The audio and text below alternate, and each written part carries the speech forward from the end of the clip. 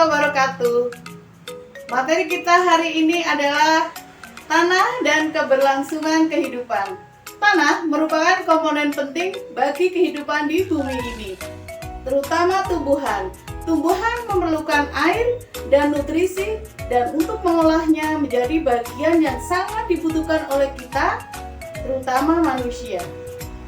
Pada kali ini kita akan pelajari tentang peranan tanah, lapisan tanah, komponen-komponen tanah, dan yang utama adalah kita akan menguji kesuburan tanah dengan menggunakan bahan alami dan bagaimana cara kita menjaga tanah itu sendiri.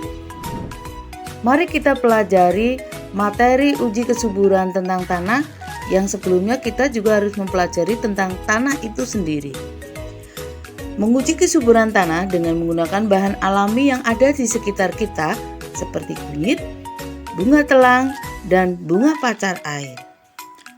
Langkah ini digunakan untuk pemanfaatan lingkungan sebagai sumber belajar yang menyenangkan dan tidak membosankan.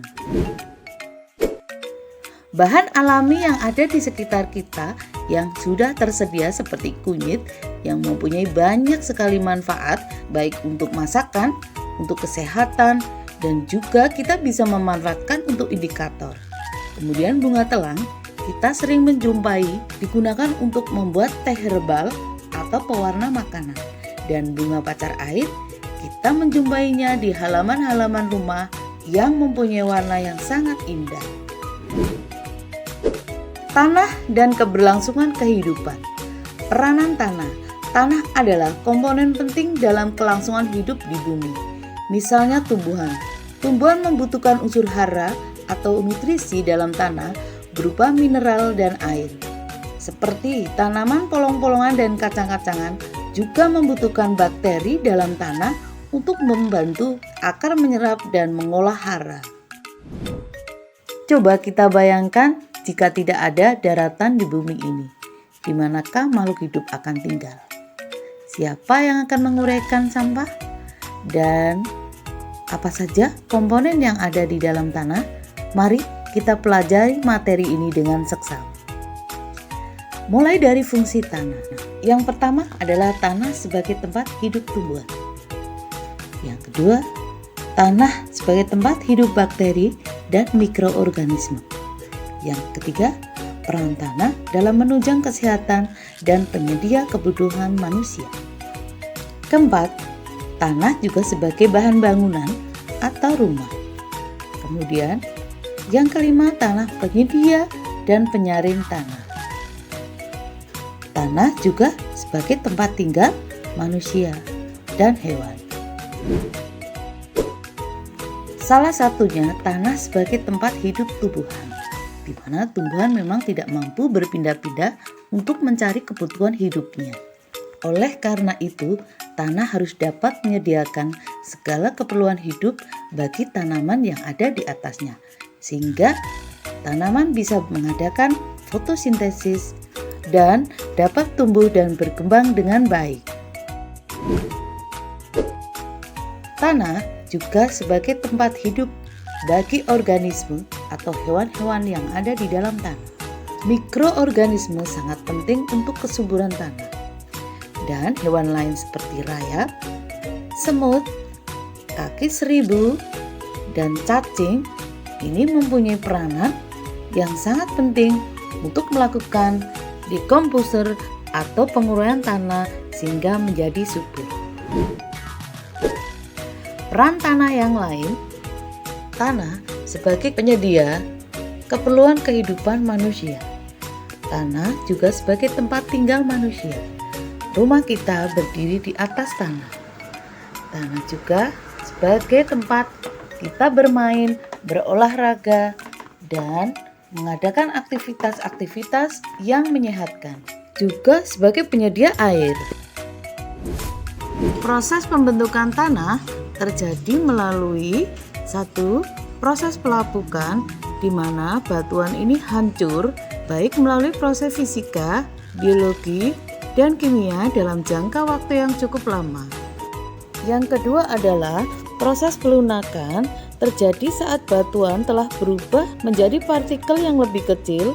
Batu ini akan perlahan terkikis dan menyebabkan pelunakan. Yang ketiga adalah proses tumbuhnya tanaman perintis atau pioner. Batuan yang telah melewati proses pelunakan akan ditumbuhi oleh tumbuhan perintis seperti lumut atau yang kita kenal dengan lichenes. Proses selanjutnya adalah penyuburan tanah. Batuan yang sudah lapuk sempurna akan mendapatkan bahan organik dari organisme di atasnya dan tanah mengalami proses penggemburan. Nah, sekarang kita lanjutkan pada lapisan-lapisan tanah yang disebut juga dengan horizon. Horizon O adalah bagian atas, simbol dari bagian tanah yang didominasi oleh bahan organik.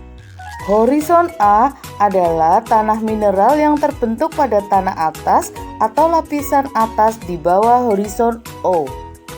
Horizon B bercirikan hilangnya seluruh atau sebagian besar struktur batuan asli dan menunjukkan satu atau lebih sifat, sedangkan C adalah bahan induk tanah. Kesuburan tanah adalah kondisi atau suatu keadaan kemampuan tanah untuk mendukung pertumbuhan tanaman dengan komponen-komponen yang ada di dalamnya, baik komponen biotik atau hidup dan komponen abiotik. Keduanya sangat berpengaruh dan saling mendukung untuk pertumbuhan makhluk hidup yang ada di dalam atau di atas tanah. Kesuburan tanah dapat kita lihat dengan ciri-ciri tanah subur. Yang pertama, memiliki humus yang tebal. Ini menandakan semakin tingginya bahan organik atau unsur hara. Yang kedua, ketersediaan humus juga menandakan sistem drainasi yang cukup baik. Humus yang tebal meningkatkan daya isap air, memiliki pH netral, memiliki tekstur lempung, dan memiliki biota tanah yang baik. Untuk melihat kesuburan tanah, kita bisa melihat melalui pH atau keasaman tanah. Mari kita lihat perbedaan berdasarkan nilai pH pada tanah. Tanah dengan pH 1-6 atau asam biasanya memiliki unsur yang sangat kecil atau berkurang sehingga tidak baik untuk pertumbuhan tanaman. Dan untuk menetralkan kita perlu memberikan kapur. Yang kedua adalah pada pH 7 atau netral, ini unsur haranya seimbang sehingga sangat baik untuk pertumbuhan tanaman. Yang ketiga adalah pada pH 8-14 atau basah, kondisi tanah kurang subur dan perlu amonium sulfat. Dengan menguji kesuburan tanah, kita akan tahu pentingnya mengetahui pH tanah. Yang pertama adalah menentukan mudah tidaknya ion-ion unsur hara diserap oleh tanaman. Umumnya, unsur hara mudah diserap oleh akar tanaman pada pH netral karena sebagian unsur hara terutama unsur makro mudah larut dalam air. Sedangkan pada pH lebih rendah atau tinggi, ketersediaan unsur hara makro akan menurun. Sekarang kita lanjutkan pada pH tanah dapat menunjukkan unsur-unsur hara yang dikandungnya. Pada tanah asam banyak ditemukan unsur aluminium yang selain bersifat racun juga bersifat mengikat fosfor sehingga tidak dapat diserap oleh tanaman. Sedangkan pada tanah alkali atau basah ditemukan unsur natrium dan molibdenum yang lebih besar sehingga dapat meracuni tanaman. Selanjutnya kita perhatikan tabel perbandingan pada skala 1-14 di mana skala 1-6 tanah bersifat asam dan banyak mengandung unsur aluminium dan fosfor, mudah diserap dan bersifat racun. Sedangkan pada pH netral jumlah unsur seimbang, sedang pada pH basah dapat meracuni tanaman. Sekarang kita lanjutkan untuk menguji kesuburan tanah dari bahan-bahan alami. Sediakan alat dan bahannya. Bahan yang pertama adalah kunyit dan lakmus dari pewarna alami, lidi gelas plastik, label, dan siapkan 5 macam tanah. Sekarang kita perhatikan langkah-langkah menguji kesuburan tanah berikut ini.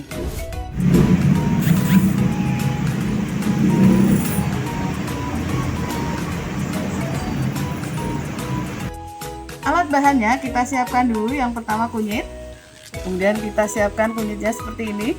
Kita beri lidi, jangan lupa lidinya. Kemudian 5 macam tanah: tanah hitam, tanah kompos, tanah coklat tua, coklat muda, dan krem.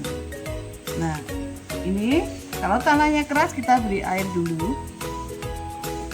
Setelah kita beri air, kita uji dengan indikator alami dulu dengan menggunakan kunyit. Kita masukkan seperti ini. Dan tunggu sekitar 2 menit.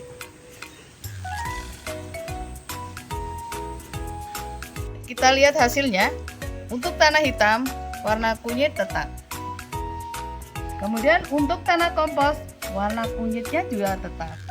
Untuk tanah coklat, di sini warnanya kegelapan atau kebiruan, ini menandakan basah. Dan tanah coklat muda, ini kunyit pudar, ini berarti asam. Dan yang krem adalah pudar kunyitnya hingga asam. Demikian. Oke, kita pakai lakmus biru ya. Ini buatan anak-anak dengan menggunakan pewarna alami dari bunga telang. Kita masukkan satu persatu.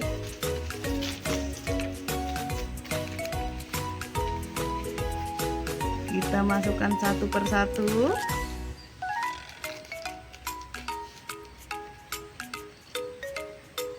Kita tunggu 2 menit.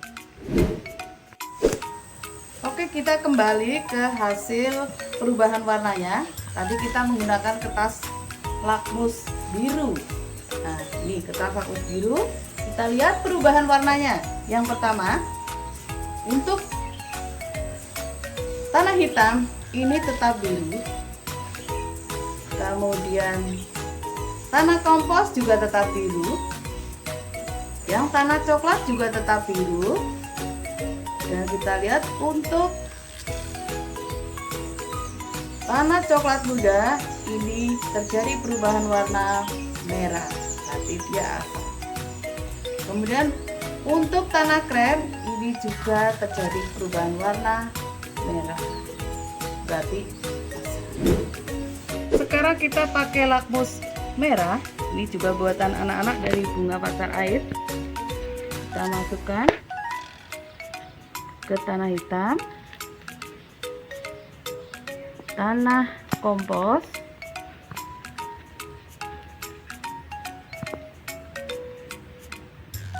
tanah coklat, dan tanah krem, kemudian tanah yang terakhir tanah krem. Oke, kita tunggu 2 menit. Oke, kita lihat hasilnya untuk lakmus merah ya. Untuk tanah hitam, ini bisa dilihat lakmus merah, ini tetap merah. Kemudian yang di tanah kompos, merah juga merah, ini berarti netral. Kemudian untuk tanah coklat, merah berubah menjadi biru. Berarti tanah coklat basah. Kemudian untuk tanah coklat muda ini juga merah, tetap merah. Dan tanah krem juga tetap merah. Ini berarti asam. Sekian penjelasan kami tentang penggunaan lakmus merah dan biru. Terima kasih. Setelah kita melakukan percobaan pembuatan lakmus dari bahan pewarna alami, bunga telang dan bunga pacar air, dan kita sudah melakukan uji coba kandungan unsur hara pada tanah dengan menggunakan lakmus merah dan lakmus biru dari bahan pewarna alami maka dapat diperoleh hasil sebagai berikut. Untuk lakmus biru, pada tanah hitam dan tanah kompos, ini menunjukkan warna tetap biru yang berarti netral. Kemudian untuk lakmus merah, di sana untuk tanah kompos dan tanah hitam, warna tetap yang artinya kedua tanah ini adalah netral dan ini menunjukkan bahwa kandungan pada tanah tersebut seimbang dan sangat bagus untuk ditanami. Kemudian untuk tanah coklat, pada lakmus biru tetap biru, pada lakmus merah berubah menjadi biru.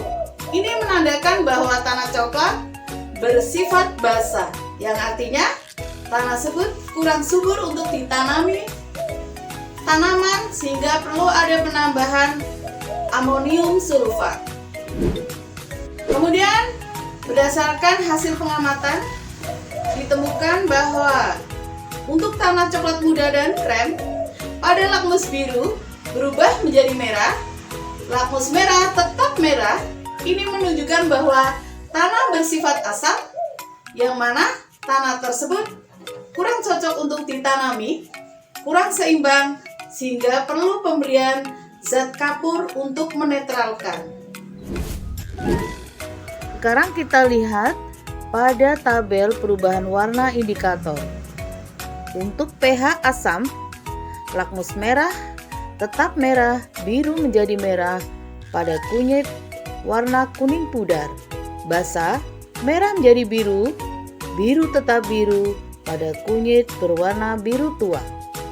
Kemudian untuk netral, lakmus merah tetap merah, biru tetap biru pada kunyit berwarna cerah. Nah, sekarang kita lihat produktivitas tanah melihat dari warna tanah.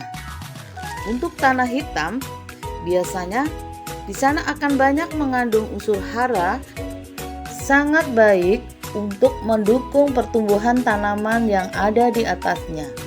Kemudian tanah coklat adalah tanah aluvial yang berasal dari pengendapan erosi sungai. Tanah ini sangat baik untuk daerah pertanian.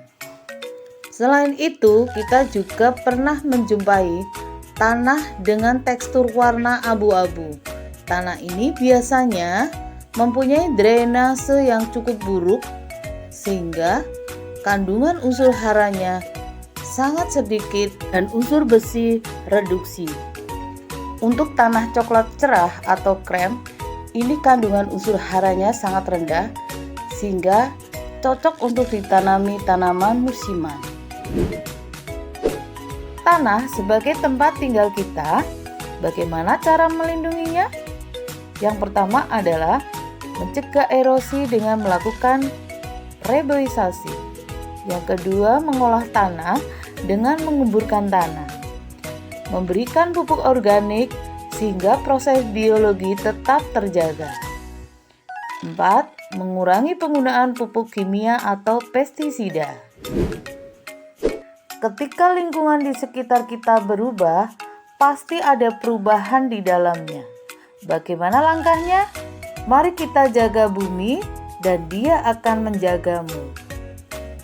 Lestarikan alam untuk masa depan lebih baik.